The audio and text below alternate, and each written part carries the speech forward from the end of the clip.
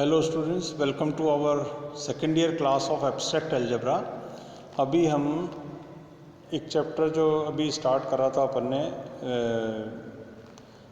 Regarding permutations, उस पर बात चल रही थी हमारी। और पिछले टर्न पर कुछ डेफिनेशंस हमने की थी और एक थ्योरम भी की थी परम्यूटेशन से रिलेटेड। अब इससे आगे अपन जो है कुछ और डेफिनेशंस भी लेंगे जो इम्पोर्टेंट डेफिनेशंस हैं, और इससे रिलेटेड कुछ क्वेश्चंस भी देखेंगे आगे के कुछ क्लासेस में अपन। तो यहाँ पर आप देखें, चक्र का प्रतिलोम, एक डेफिनेशन लेकर के चल रहे हैं अपन, चक्र का प्रतिलोम। यहाँ से रिवाइज करते हुए चलते हैं, आगे कुछ नई डेफिनेशंस भी आने वाली हैं। तो चक्र का प्रतिलोम क्या होता है? तो डेफिनेशन जो है पहले ऐसे के ऐसी समझ लेते हैं, फिर उसके बाद कैसे निकालते हैं इस बारे में बात कर लेंगे। तो ये कहता है किसी चक्र या चक्रीय क्रमचय f के अवयवों को उल्टे क्रम में लिखने पर जो चक्र प्राप्त होता है, f का प्रतिलोम चक्र या प्रतिलोम चक्रीय क्रमचय कहलाता है। सिंपल डेफिनेशन है। डेफिनेशन के बारे में मैं पहले भी खुलासा कर चुका हूँ कि आप जो डेफिनेशन एग्ज़ाम में लिखने जाएं उसमें वर्ड्स का चयन बहुत संतुलित रूप से करें और कोशिश करें कि याद करी हुई डेफिनेशन हो, वर्ड्स इधर उधर ना एब्रेट करें आपके, उससे डेफिनेशन का मतलब जो है कुछ और भी निकल जाता है। तो यहाँ सिंपल सी डेफिनेशन है कि किसी चक्र या चक्रीय क्रमचय, आप सीधा अगर चक्र या चक्रीय क्रमचय नहीं लिखना चाहें तो लिखें किसी चक्रीय क्रमचय f के अवयवों को। सिंपल है, किसी चक्रीय क्रमचय f के अवयवों को उल्टे क्रम में लिखने पे जो चक्र प्राप्त होता है प्रतिलोम चक्र कहलाता है। सिंपल, ये या वाला अगर ना भी यूज़ करना चाहे तो ना करें, सिंपल करें डेफिनेशन को कि किसी चक्रीय क्रमचय f के अवयवों को उल्टे क्रम में लिखने पर जो चक्र प्राप्त होता है f का प्रतिलोम चक्र या प्रतिलोम चक्रीय क्रमचय कहलाता है। और इसको कैसे डिनोट करते हैं? इसको अपन डिनोट करते हैं f इनवर्स से। f इनवर्स, तो एक एग्जाम्पल यहाँ लिखा हुआ साहब, f बराबर 1 2 5 7। तो चक्रीय क्रमचय के बारे में आपको बताया था, 1 2 5 7 यदि लिखा है और ये चक्रीय क्रमचय है तो 1 मैप होगा 2 पे, 2 मैप होगा 5 पे, 5 मैप होगा 7 पे, और 7 मैप दोबारा होगा किस पे? 1 पे। फिर से देख लें, सिंपल है, 1 किस पे? 2 पे, 2 5 पे, 5 7 पे, और 7 दोबारा 1 पे। तो जब अपन इसका इन्वर्स लिखना चाहेंगे, प्रतिलोम लिखना चाहेंगे, तो अपन कैसे लिखेंगे? उल्टा चलेंगे। यहाँ 7 से स्टार्ट करेंगे। कहाँ से स्टार्ट करेंगे? इस वाले 7 से। तो 7 मैप हुआ किस पे? 5 पे, 5 मैप हुआ 2 पे, 2 मैप हुआ 1 पे, और 1 मैप किस पे हो जाएगा? 7 पे। ये लिख दिया अपन, 7 मैप हो गया 5 पे, 5 2 पे, 2 1 पे, और 1 7 पे।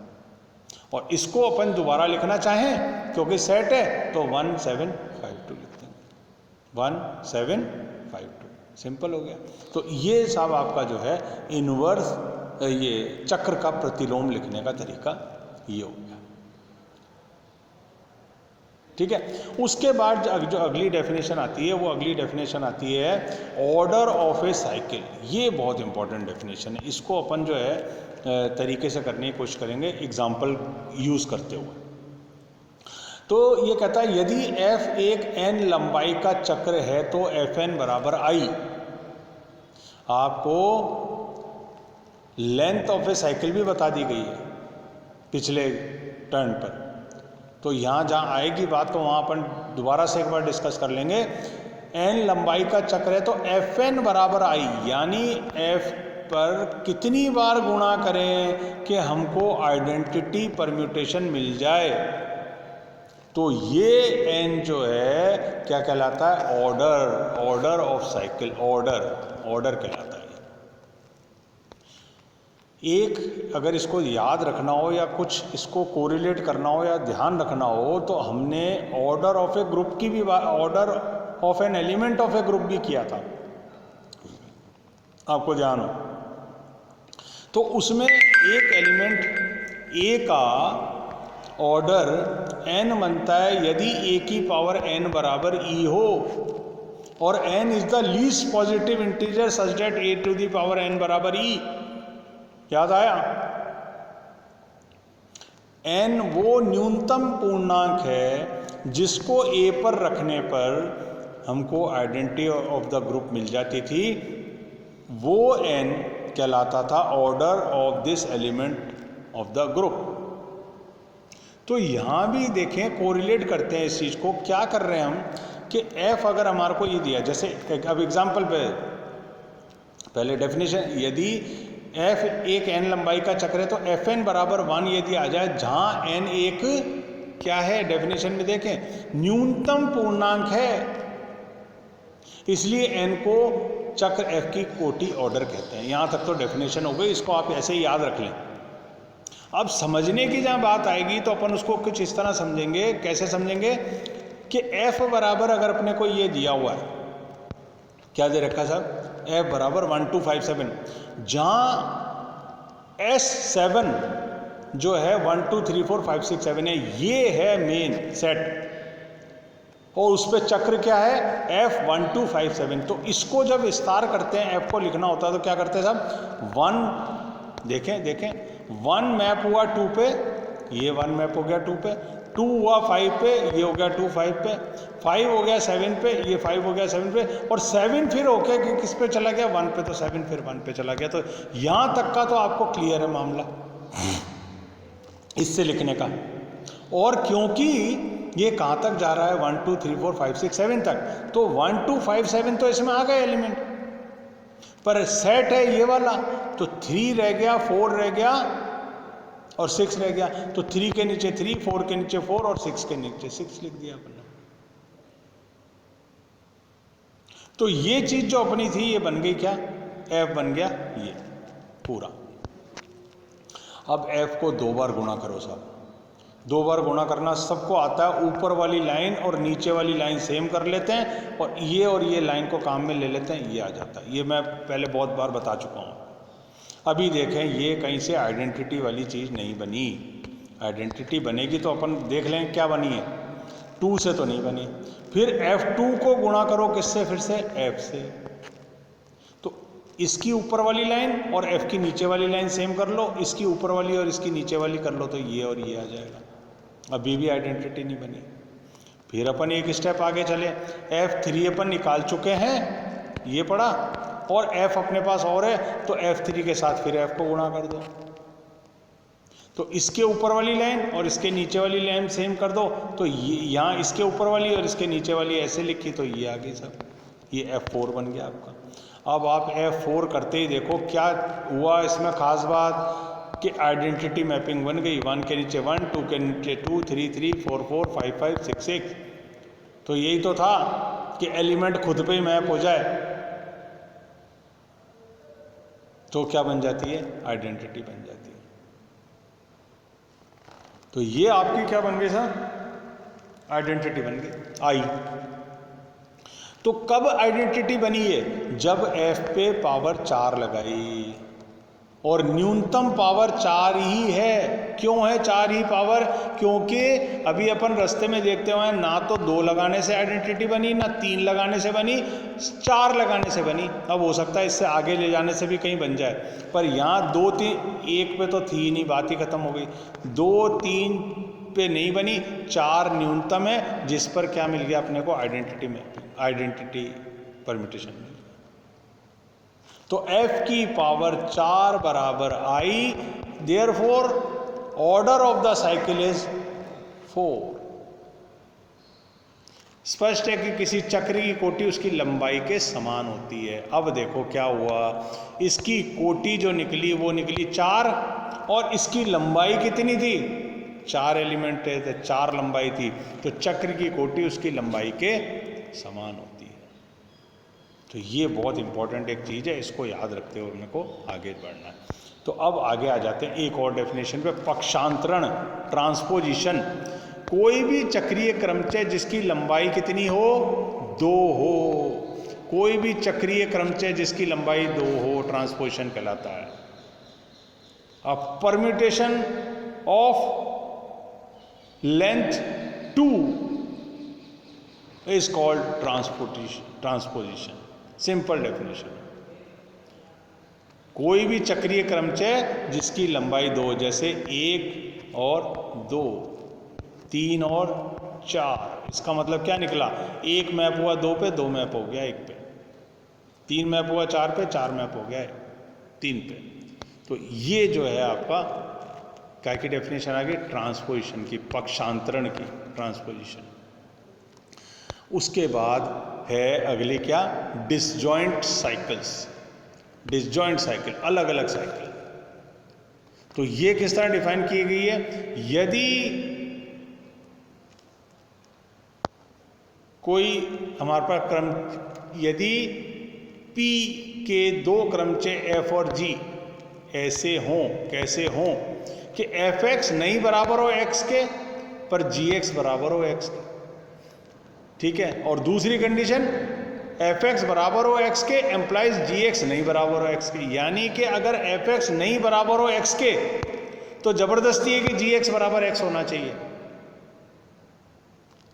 अगर Fx नहीं बराबर हो x के तो जरूरी है कि Gx बराबर x हो, और इसका उल्टा, यदि Fx बराबर हो x के तो जरूरी हो कि Gx नहीं बराबर हो x के for all x belonging to s।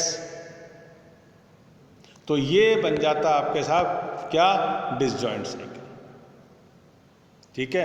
अब आगे चलते हैं, आगे ये देखें, एक छोटी डेफिनेशन और है पक्षांतरण F से। ये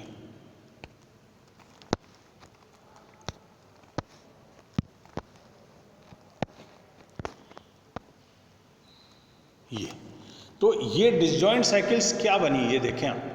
डिसजॉइंट जैसे 1 2 3 4 5 6 7 8 9 10 ऊपर लिखा हुआ ये, और नीचे लिखा है 3 4 2 5 6 1 9 10 7 8।